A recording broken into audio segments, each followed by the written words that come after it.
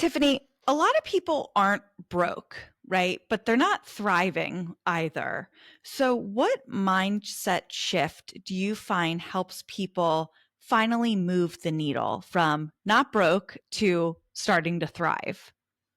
Yeah, so that is a very loaded question. And I have quite a few things that people can do if they're feeling like they're broke, even though they may not be. So, first and foremost, let's talk about broke, right? Because that's a term that I personally just don't use. I say maybe I don't have it at the moment or whatever the case may be, because truly we're never really broke. A lot of times when people come to me for the financial counseling side of things, they're like, oh, I just don't have the money. I'm broke. I don't know what I'm doing. And that self talk can kind of get to you as well. And so that's where we start first. We start with, okay, let's be kind to ourselves. Let's start talking to ourselves in a way like, it's not finite, like it's not, oh, I'm broke. I don't know what I'm doing. It's I do have the money, just not at the moment. Or I am capable of learning more about money, and doing things differently. So we can start there. Just using our terminology a little different will start the mindset shift. Then from there, oh, go ahead. Sorry. Sorry, I forgot to mention. Let me write this 142. I have work going on in my house, so if I generally will mute myself if I'm not speaking, just to reduce the risk of any background noise. But then I run everything through a filter anyway, and we should be okay. But so I'll just respond. I completely agree with your comment about broke because it's so subjective. I had a guest on my show a month or so ago, and part of her bio was she was broke and she's not broke anymore. And one of the first questions I asked her was, well, define what broke meant to you because broke means something different to everyone. And she's like, well, I couldn't pay my bills. I had no money. I was withdrawing my bank account, overdrawing my bank account regularly. It's like, okay, that makes sense. Where someone else's broke might be very, very different. So I do think I agree with you with getting rid of those words that are subjective. Everyone has a different definition of them, and one person's broke could be another person's comfortable, right? Absolutely, absolutely. And also, and this is my next point too, so I'm glad you brought that up.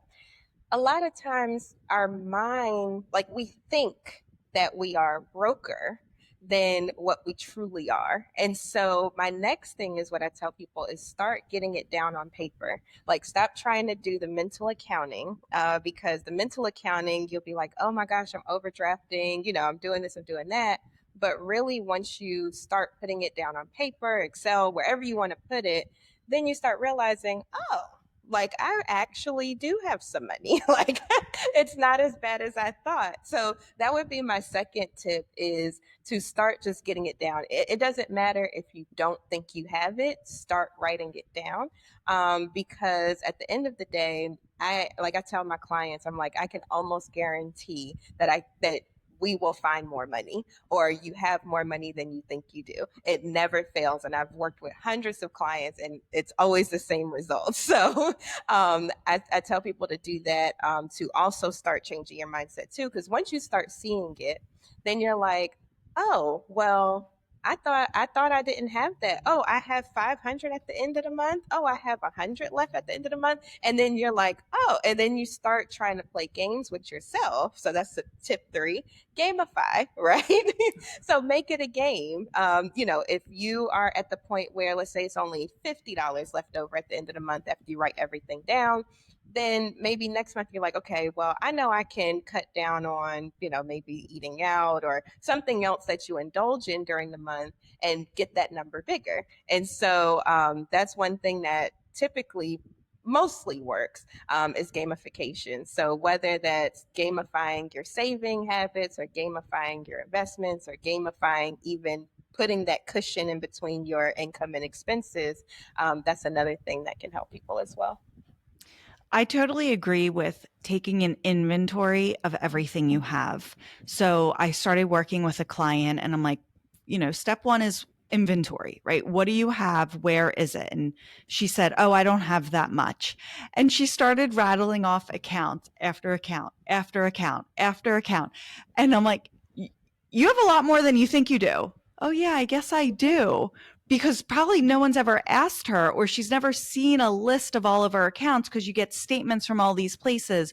You have different apps and it's just this one account and that one account. But when you actually put it all together, it it's a lot more than what you think it is. And it's such a simple step, and it sounds like a no-brainer to us because we work in this every day, but to the average person, actually taking an inventory of all of your accounts, putting them on the spreadsheet or putting pen to paper, just doing that alone, you're probably going to feel a lot better entering the conversation than if you didn't do that.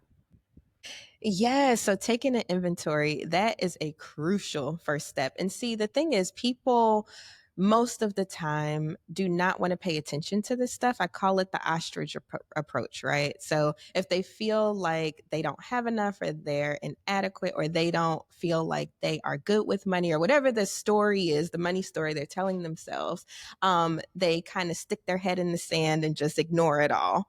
And so, to your point, when you said, oh, well, let's put all your accounts on the table, it's like, oh, like I've never had to do this before. And not only that, you also uncover stuff that, people forgot about. So, as we're going through like expenses and income and all that stuff, oh, by the way, I did have that. Oh, yeah. And I forgot about. And so, that's why it's so important to get this stuff down because then you get a full and accurate picture of what you have going on. And then most of the time, it makes you feel better. I always tell people too, like, budgeting and going through all of the money management techniques that I do, it actually helps with my anxiety. So I've always had anxiety, but I've noticed that when I do this, I'm like, oh, like I don't have to be anxious about money anymore.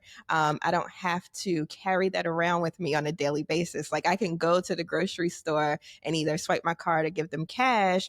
And I'm like, it's okay. Like I'm not worrying about if, something's going to overdraft or if it's going to get declined or what is taking from on the back end, like everything is already accounted for. So you don't have to have that extra stress on you and that extra anxiety on you. Was money just one thing you had anxiety about? So do you have anxiety about a few things and money was just one of them, or was it primarily around money? No. So I've been diagnosed with anxiety and long term severe anxiety and depression for a very, very long time. So just anxiety about pretty much everything. But I noticed that I can control the money part of the anxiety by doing these different steps and tricks and tips and stuff that I teach other people about. It actually helps me as well. That's fantastic because you have to use money every single day. I say this all the time. You use money every single day, right? There's no avoiding it. There's no way Mhm. around it. And if you have a bad relationship with money or you have anxiety around money, that's terrible because you can't avoid money. We can stick our head in the sand with like our accounts and stuff like that, but like you still have to go to the grocery store, like you said. And if you're nervous about swiping your card every single time, that can only obviously only makes your anxiety worse. So finding what works for you, and in your case, just tracking everything and being aware of everything you have, help to remove that anxiety. And I think that's really important for people to break out of that comfort zone. Well, I'm comfortable just ignoring everything that I have, or it feels normal or comfortable to be nervous every time I swipe my card. But just taking these simple steps to break out of that comfort zone is super important. So how do you help people break out of that comfort zone? Yeah, so honestly, exposure. Usually in the first meeting, we're talking about goals, we're talking about all of these accounts and things like that. And so just going through that process. And I mean, I've had people where they are in tears, like that bad of an anxiety trying to deal with this stuff. And so, if it gets to that point, to give you a real life example, I had a client that was just in tears. Like as soon as we get on the call, tears. And I'm like, well, we're not going to sit here and talk about goals, and we're not going to sit here and talk about what you have and what you don't have and all that stuff. Let's just talk about ideally, what would life look like for you? And so I'm like, close your eyes, life is perfect. What are we doing? Where are we at? What do we have? So on and so forth. And using that technique, I actually started writing down her goals for her. So as she's telling me, oh, I'm debt free and I have a car that's fully paid off and I don't have any more student loans and so on and so on and so forth. I'm sitting there writing and I'm like, okay, I hear this as a goal. I hear this as a goal. I hear this as a goal, but I'm not diving straight into that goal conversation if the client is already worked up. So now we're going into a happy place. And then now we can kind of back into our goals and just doing it that way. So I say that to say if somebody's listening and they're like this is horrible for me. Like, I don't even want to look at it. I don't want to deal with it. Start doing stuff like that. Like, start thinking about, okay, what would life be like if this wasn't an issue for me? And then start backing into your money that way. And that could be helpful as well. Absolutely. I agree with that because if you were to just sit down with someone for the first time and they don't like talking about money, it's like, well, what are your goals? It's like, what? Like, I don't need, I just want to survive. That's like we're at letter M when we need to start off at ABC, right? So Mhm. yeah, paint me a picture of what your life would look like if money wasn't a concern or if you didn't have to work for money or whatever it is.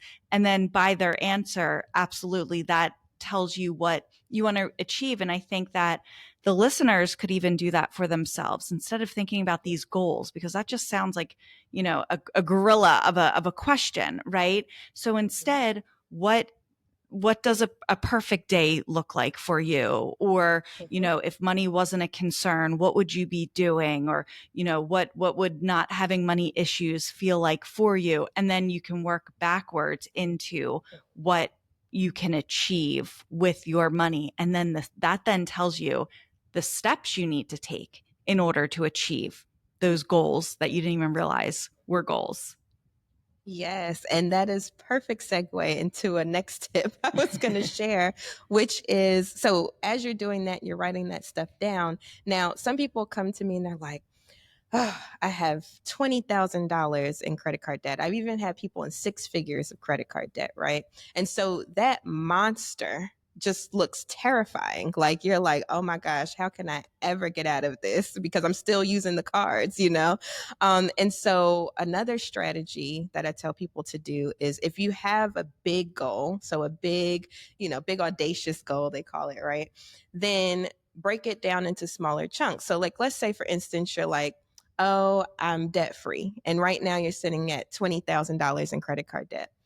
Then go ahead and write down, I will be debt free by paying off $20,000 in credit card debt by da da da da da da da, make it a SMART goal. But then also take it a step further and break that goal down into these smaller chunks. So maybe it looks like, okay, I have 20,000, that's my big goal. But for this year, I'm going to take off 5,000. You can break it down how you need to in order for it to feel more comfortable. But then once you do that, you have the game plan. Like you can't fail at that point because you already have looked at what you have. You already looked at your goal. And now you're saying, how can I fit what I have into my goal? And then as you're working on it, like as long as you're working on it, I tell people if you take one step a day, do 1% a day, eventually you'll be at 100%. Here in Jamaica, they have a saying called every mickle make a muckle. And so, or one cocoa full basket, right? So one by one, you'll eventually get there. But like I just told somebody the other day, if you just sit on the issue or if you sit on the goal, let's say it's the $20,000 goal, you're like, this is impossible. I can't do it. Guess what? Time is going to pass anyway.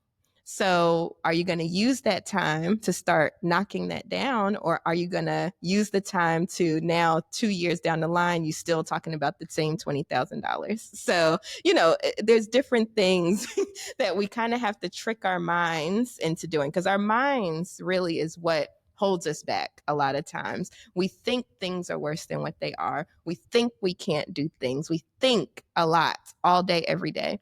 And the reality of the situation is we can control that. We can control what our minds do. And then therefore we can control what we do in the physical realm.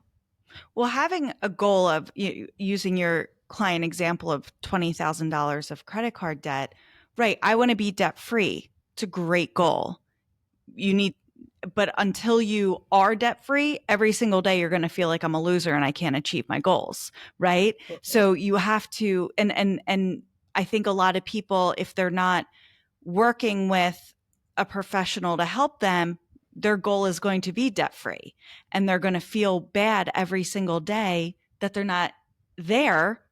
But that wasn't realistic. That's not a realistic goal for right now. So by breaking it down, like you said, it allows you to get those small wins, and the small wins feel really, really good.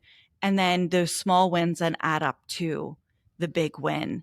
No one says, I'm going to run a marathon and then go out and run 26.2 miles on the first shot, right? You do the couch to 5K, and then you do, a little bit more and a little bit more, but you don't feel like a loser when you're running 3 miles, right? On your way to 26.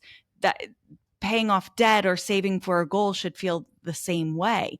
These little Mm-hmm. bits of steps are getting you there.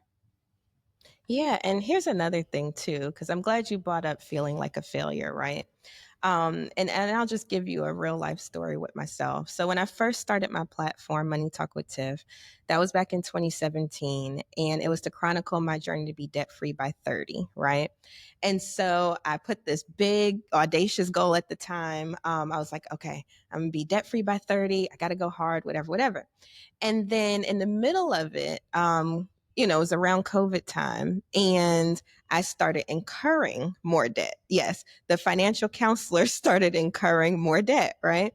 And so I was like, dang, like, I don't think I'm gonna be, I don't think I'm gonna make it. Like, I've built my whole platform on this debt free by 30. I gotta make it, and I'm like, I just don't see it happening.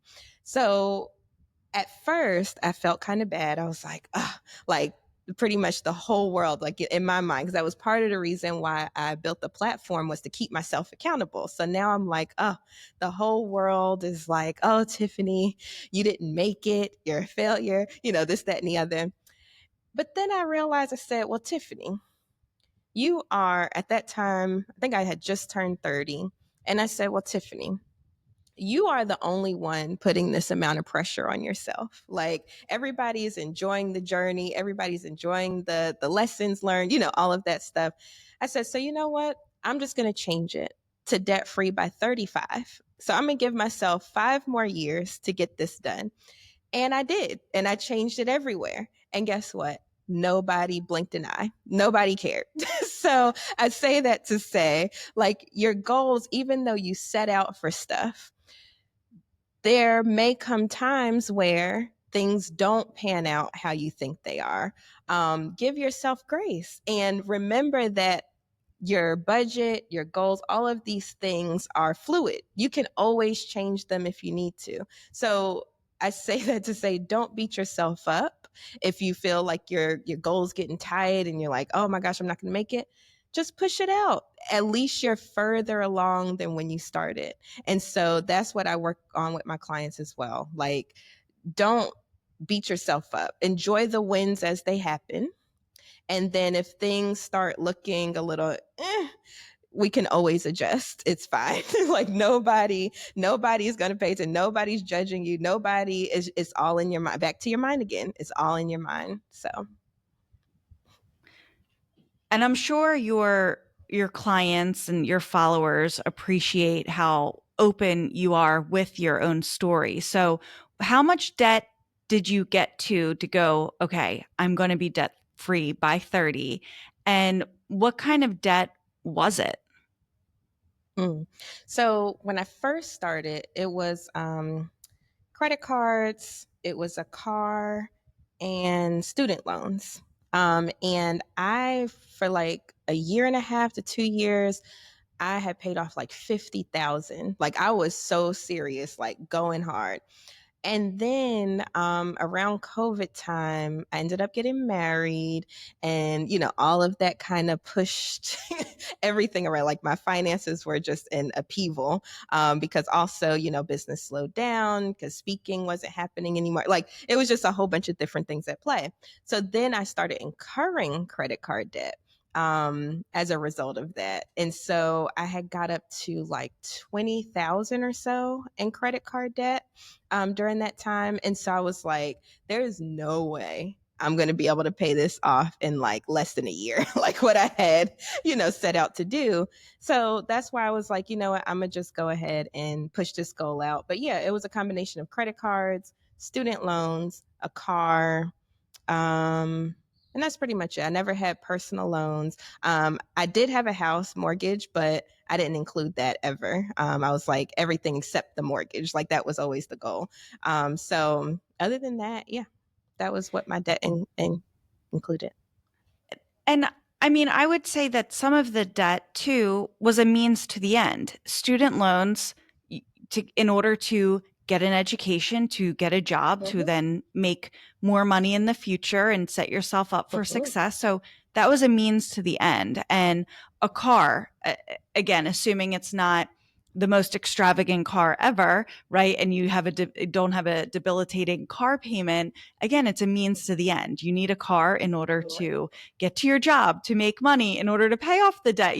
So you needed that as well. Mm-hmm. So I also would extend to anyone's listening or anyone that's in a similar situation as don't feel bad for that stuff. Don't attach your emotion to it. You need it. If someone were to say, well, I got an offer for a job or I have a job, but I need to get more education for it or I need to have a car to get to it. No one's going to say, are you nuts? Don't you dare take that job, right? If you need to get more education and they're going to help you through it or you need a car to get to work, no one's going to question that. So I think oftentimes it gets wrapped up that all debt is bad. And it's not if it's the means to an end. If you need that in order to better yourself, then we shouldn't feel bad about it. We just look at the numbers. It is what it is. I had to take out a loan for X amount so I could have my car, so I could get places. Just facts. Yeah. So right. And see, I'm glad you brought that up because another thing I tell people is use credit and debt as a tool, just don't use it as income. So that's where, the issue kind of comes about is when people start using credit as income, then they start running into issues. But if you start using it as a tool, like you said, a means to an end, like I just need this for the time being to get to this, and then I know I can pay it off, then by all means do it. I personally was terrified of credit. When I first started, I was terrified. I didn't want credit because I saw the detrimental effect that it had on a lot of my immediate family members. And so I didn't want credit. But then I realized you have to have credit to get credit. And so I said, okay, well, guess I'm going to have credit then. But in my mind, I've always looked at credit as a tool. I've always looked at debt and loans and things as a tool. And so I know that I'm doing this. Like, for instance, when I racked up the credit card debt during COVID, I had started a whole different business. Like, it was a whole bunch of stuff going on that did very, very well. And if I didn't have that initial capital available, I probably wouldn't have been able to do it. So I don't feel bad at all for incurring the debt. I just know now, okay, if I want to make my 35, I need to go ahead and, get back on the debt payoff. So all of that to say, using credit as a tool is definitely key. A lot of things, from houses to cars to starting businesses to sometimes even just surviving, using the credit as that tool instead of using it as income. I've noticed that when people use it as income, and when I say that, let me explain what I'm saying because people are probably like, what do you mean? When I say that, I mean, for instance, if you don't have it, you don't see a way for you to get it, but you're like, oh, I have this $5,000 credit line over here. Let me go ahead and use it. That's using credit as income versus using it as a tool. So that's what I'm referring to when I say that. So if you look at it like, okay, I have, let's say, 3,000 in my account right now. I have this card that has a 3,000 credit limit. Maybe I can leverage that credit instead of using my cash, but then I also know that I have the money available to go ahead and pay it off later. So just to give people a real life example, that's what I mean by kind of the difference between income and a tool. I think that's great. And I've never talked about that before. And I think it's a great point to bring up. So, using like lines of credit, like so many people now are taking out lines of equity on their houses because houses have obviously gone up in value, especially in the past handful of years. So, taking out the line of credit. Don't treat that as a never ending well, right? But if you have other investments or other cash that you could use if something bad happened to pay off that line or that loan, if you will, quickly, then you can use it. But if you just treat it as, well, I'm just taking from it, taking from it, taking from it, that's where people get into trouble because they don't have the means to pay it back. But if you do have the means to Mm-hmm. pay it back, use that line. That way you don't have to burn up your cash. Like, for example, if your money is in investments and you have to sell the investment and then pay taxes and then your money's not invested, it's opportunity cost you're missing out of. There's a whole lot more to it. So yeah, use the line knowing you have the cash there to cover it. And then in your example, you with $3,000, right? You don't want to take out every dollar you have and have nothing to use cash. If you have that $3,000 line or access to that credit, use it. But again, don't use more than what you have. Only use what you have. So then if push came to shove, something bad were to happen, you could wipe away that debt almost immediately. And I think that Exactly. that's very important for people to understand is especially with the equity lines, like, yes, it is your money coming back to you, but it's your money coming back to you with an interest rate. So as long as you can get rid of it quickly, if you were to take it out and use it, that's fine. As long as you were to get rid of it quickly. Yeah, for sure. And I'll give you another example of how I've used it as a tool. So, years ago, my son needed braces, right? And so I'm asking all the questions at the orthodontist. I'm like, okay, so how much is it if I do, of course they push like the credit thing. And I'm like, yeah, I don't really need to do that. So how much is it to pay cash? And so they said, oh, it'll be a discount if you pay cash, so on and so forth. So I knew in my head, I'm like, okay, I have an HSA over here that I can use. I have, I do have a credit card, all of these different things.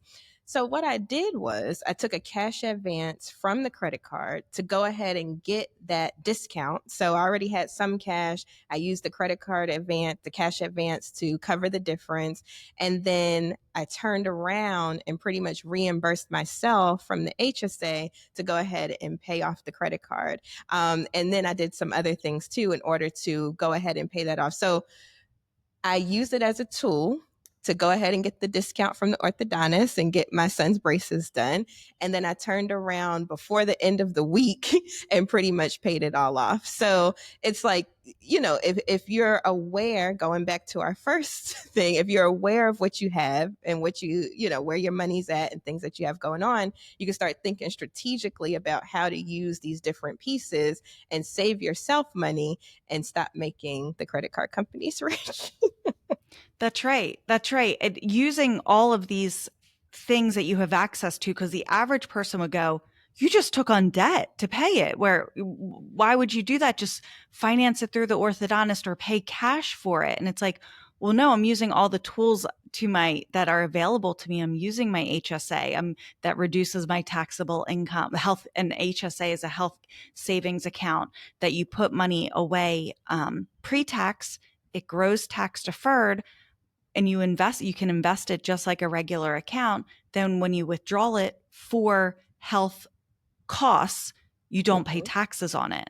So an HSA is a very powerful tool. Other people may have FSAs, flexible spending accounts, available to them. Same concept, except you don't invest it and you have to use it within that year, where HSAs can grow and grow and grow forever, essentially. Um, Something else too. I've had two kids in braces so far, so I feel that pain. But something else is, well, I just asked, like, can I just spread out the payments?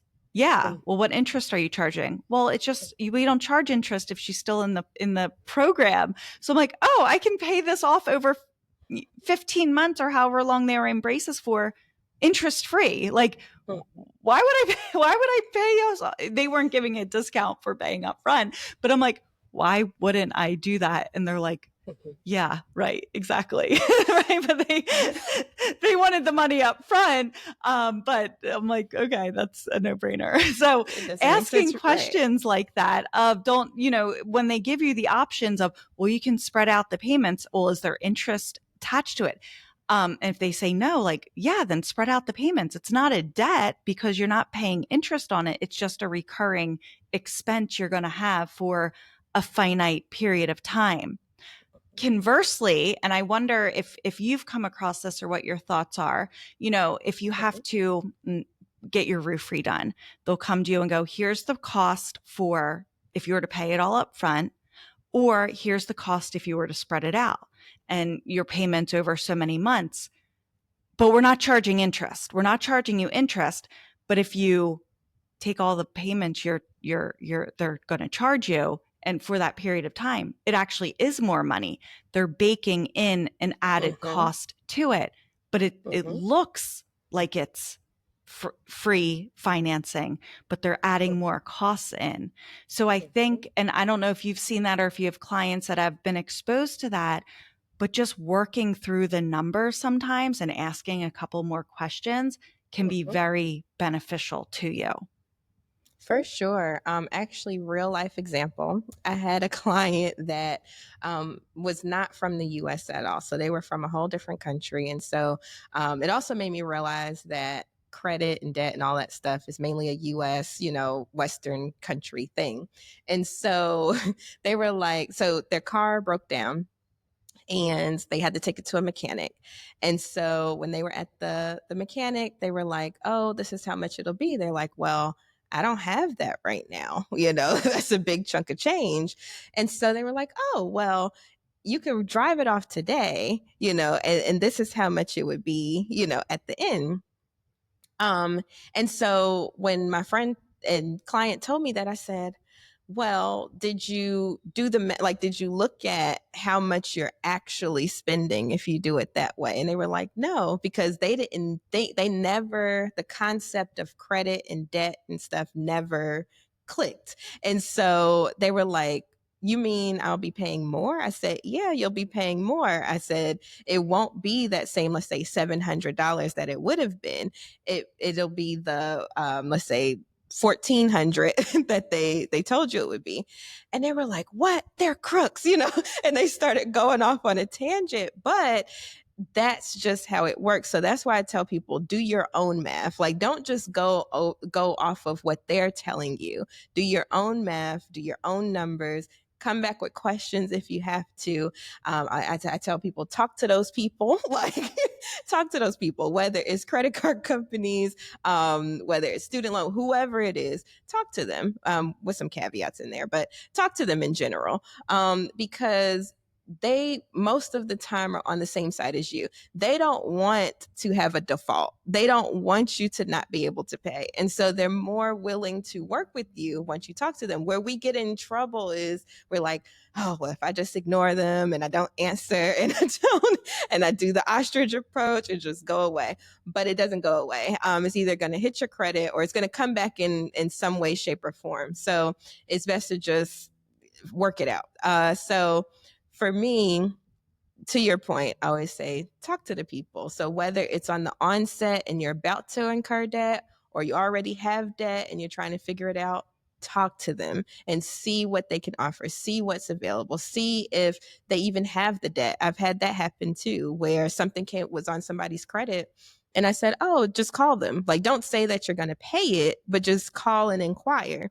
And when they did, lo and behold, it wasn't even there anymore. And all they had to do was dispute and it was gone. And so, it just helps to have those conversations and not take the ostrich approach.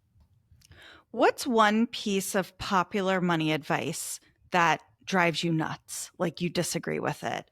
We kind of already talked about not all debt is bad debt kind of thing. What's one piece that drives you nuts and why does it keep spreading? I think one of the things that drives me nuts is when people say, "Oh, you can't survive off of $100,000, in salary or a six figure. You need a six-figure salary or whatever the case may be." Because I know people that make six figures plus that don't have money. And I also know people that make less than six figures that have more than the people that make six figures plus. So for me, I tell people don't put so much emphasis on income and what's coming in. Put more emphasis on, okay, let me back up. Don't put emphasis on what other people are telling you is the right income for you, because I'm gonna be transparent. In corporate, I never made six figures, but I always had a lot of money because I knew how to manage it. And so people thought I made six figures. Matter of fact, my mom just made a post the other day, which I was like, "Oh, I'm gonna have to tell her about that." But she was like, "Oh yeah, my daughter left a six-figure job," and da, da, da. And I'm like, "I was not making six figures. Where did you get that from?"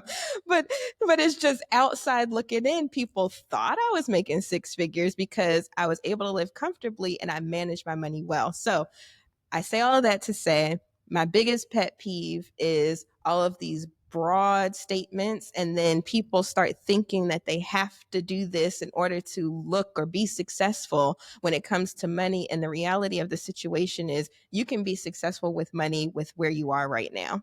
It's just a matter of how you manage it. It's not all of these arbitrary numbers that people just throw out there just to make conversation. You can actually, I've had clients where they were making less than 50,000 a year and they were still okay, So it just depends on how you live your life, what feels right for you, and kind of just ignore all of the noise that goes on in social media, because most of it's noise. It really comes down to it's not what you make, it's what you keep, right? If you make $500,000 a year and you spend 499,000, you're left with $1,000, right? If you make $70,000 a year, but you only spend 50, then you're left with 25,000 and you're better off. So Mm-hmm. I subscribe to that as well. And on that, I think also attaching numbers in general to things makes it hard. Like I should make X amount of money, or I'll be happy when I make X amount of money, or I'll be debt free when I make X amount of money. But also, I need to have X amount saved for retirement, or I won't be able to retire comfortably until I have this much. And unless you've actually had that calculated and told, and you're not taking it from a headline or a clickbait type article, that's, Mm-hmm. I think, another trap people get themselves into of, well, I need to have so much of my money saved by a certain age in order to retire. It's not true. Mm-hmm. If you spend less in retirement, or you have Roth IRA dollars over traditional IRA dollars, Roths are tax free. You don't need as much because you're not paying Mm-hmm. taxes. You're not, 20% of it's not going to Uncle Sam. So there's so much to that. And I think people can really get wrapped up in the dollars of it. I need to have this much money in order to be comfortable or in order to retire. Mm-hmm. So yeah, so for me, I'm like, ignore the arbitrary numbers because everybody's situation's different, and then also ignore the blanket statements, like because everybody's different. So I actually just saw a post on social media the other day, and the guy was like, "Oh, if somebody's telling you to invest in mutual funds or whole life, then they what are they saying? Then they don't." have your best interest at heart. Something like that they were saying. But I said, I don't really like these types of blanket statements because what works for one person might work for them. Like, even though in general it may not work for most people, for somebody it may work for them. And now they're seeing your post and then they're like, oh, well, I shouldn't be in this, or I shouldn't have this, or so on and so forth. And so it causes issues. So I'm just like, ignore the blanket statement, ignore the arbitrary numbers that people just throw out, and just go in your own lane, do your own journey. It's your money. You use it how you want it. You make it how you want it, and just ignore the noise. Just ignore the noise, because it causes additional stress and anxiety for no reason.